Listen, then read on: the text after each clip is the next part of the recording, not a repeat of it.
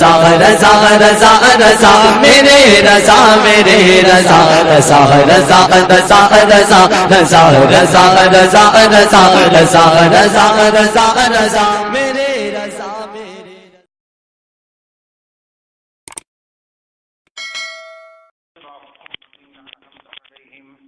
غير المغضوب عليهم ولا الضالين. صدق الله مولانا العلي العظيم وبلغنا رسوله النبي الكريم الأمين المكين ونحن على ذلك لمن الشاهدين والشاكرين والحمد لله رب العالمين.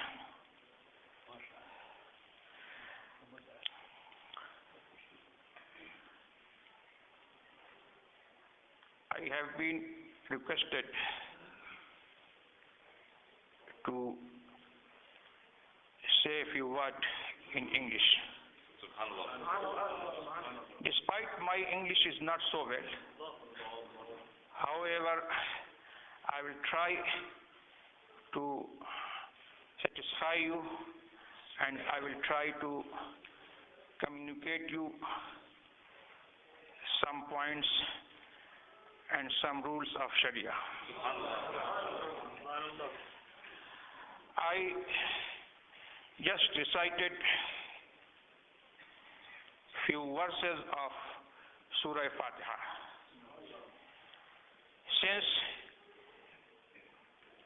we people have been identified in this age in the name of Fatiha Wala.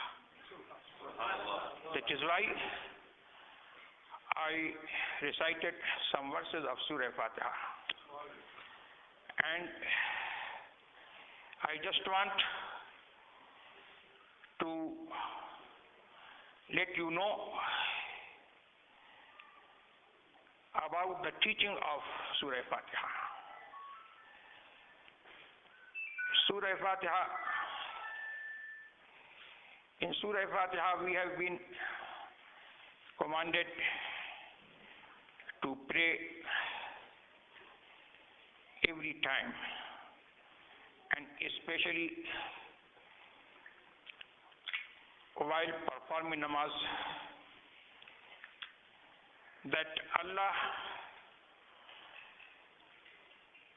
lead us the right path. Ihdina as-sirata al-mustaqim.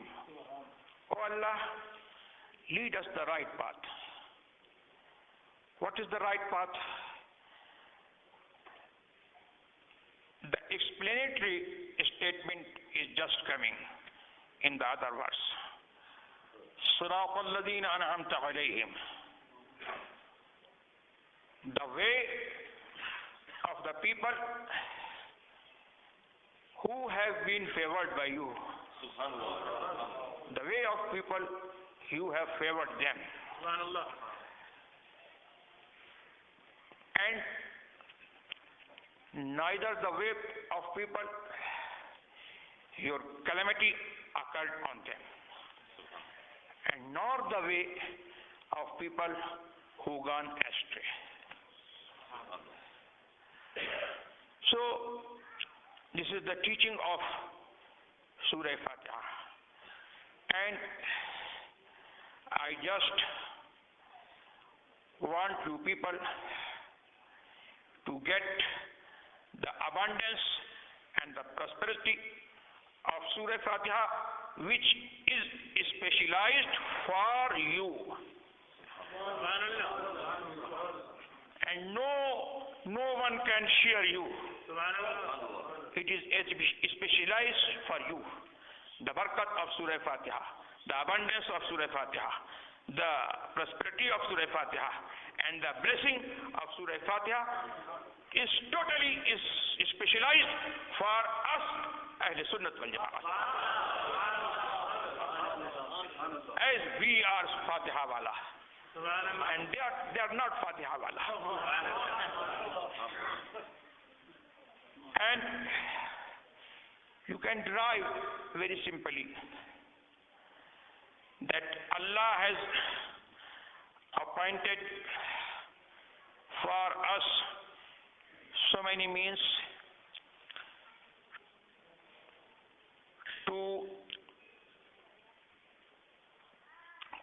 to him.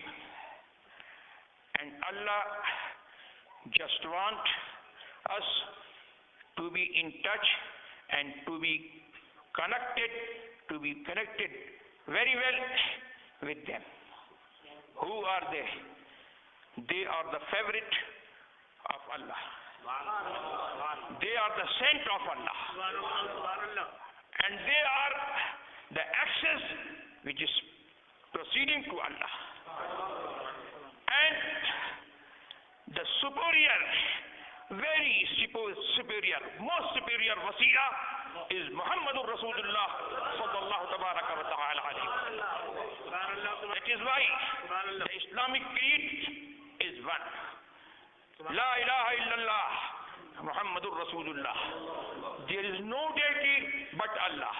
Muhammad is the messenger of Allah. I just want to ask you people, Allah has commanded us and our Rasul has commanded us to recite this kalima, to believe in the oneness of Allah and in the prophecy of Muhammadur Rasulullah sallallahu ta'ala alayhi wa sallam. So we just recite Muhammadur Rasulullah. There is a question comes to our mind. Muhammad is the messenger of Allah.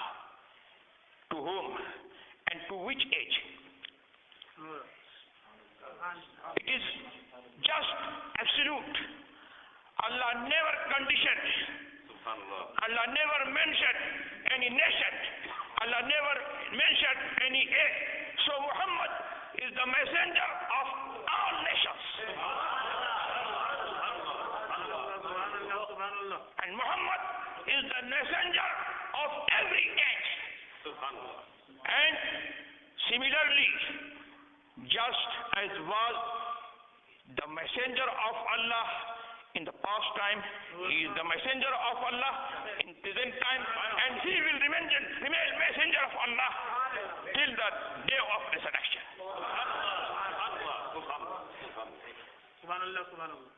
And through this, what we can derive? Muhammadur Rasulullah. Muhammad is the messenger of Allah. So what you say, Muhammad is the messenger of Allah, or Muhammad was the messenger of Allah? Muhammad is the messenger of Allah.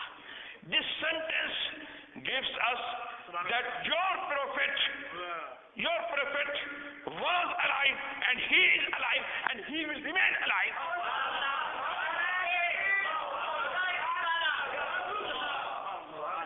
This is the maslaki of Ala Hazrat. Ala Hazrat says, swearing and taking oath by Allah, to zinda hai Allah, to zinda hai Allah. Very dishmi alam shub jaane.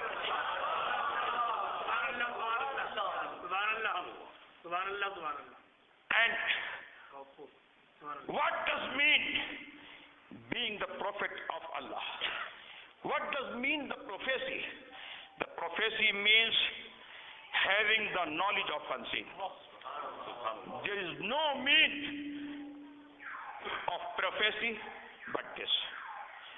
So those who believe that Muhammad sallallahu ta'ala alayhi wa sallam doesn't know unseen, they are never harming anyone. They are never harming Muhammadur Rasulullah. They are never damaging anyone. They are just damaging their iman. And thus they are just clarifying that they are no more Muslim. And they have no right to decide this kalima. Only we, the Ahl Sunnat wal Jamaat, we have right to claim that we are kalma wala. Kalma is belonging to us.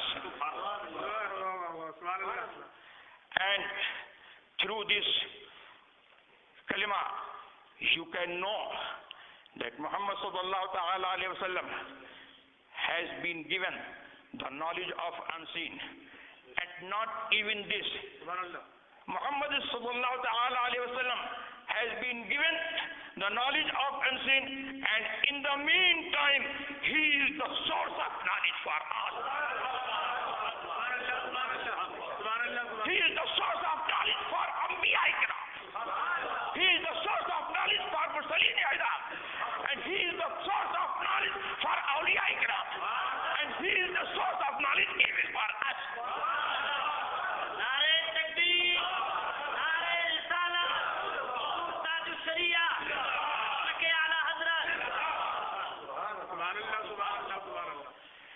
And this second part gives us another point. What is that point? You can't be considered as a Muslim until you recite Muhammadur Rasulullah. If you just content with the first part, and if you just decide, Allah forbid, if someone decides he will just content with the first part and he is not going to recite the second part, can you consider him as Muslim? No. So what the point which has been, what is the point which has been derived through this kalima? The answer is very simple. The knowledge of Allah, the marifat of Allah. Allah subhanahu wa ta'ala has made this knowledge depending on the knowledge of and on that you believe Muhammadur Rasulullah sallallahu alaihi wasallam. If you believe Muhammadur Rasulullah sallallahu alaihi wasallam, then you can know your Lord. Then you can believe your Lord. So there is no one real believer. There is no one real mu'min. There is no one real Muslim but Sunni.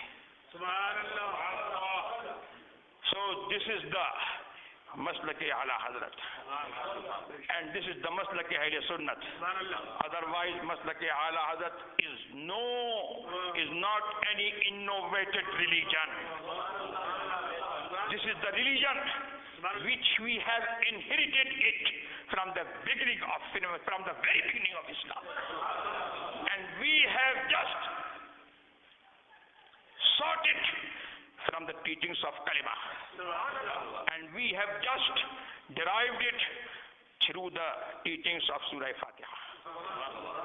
So you just remain Sunni and you just keep your identification and you just keep yourself united and you just be aware of the people who just want to unite non-Sunni with Sunni.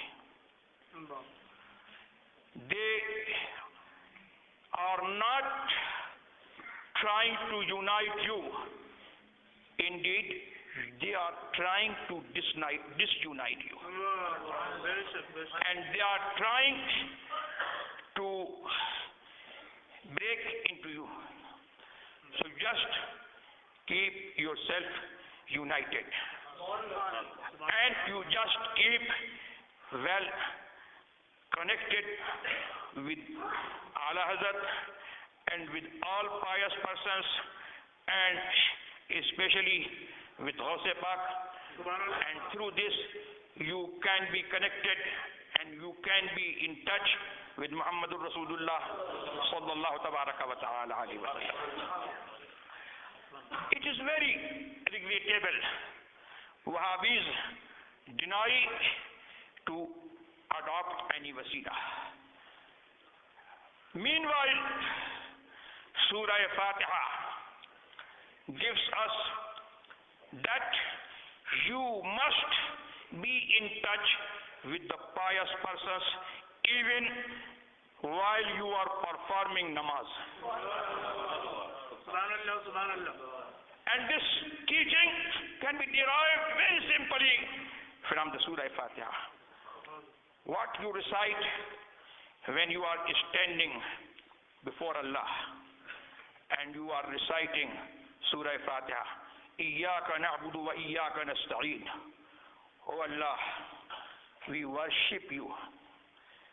We worship you only. And we just seek the help from you only. So, why you have been demanded to say like this? Why can't you say, I worship you and I seek the help from you? Why must you say we? There is a very simple difference between two sentences. So why must you say we worship and we seek help? And if you want to change, can you change? You can't change. And if you change, you are no more Muslim. Because it is not allowed to change any word of Quran.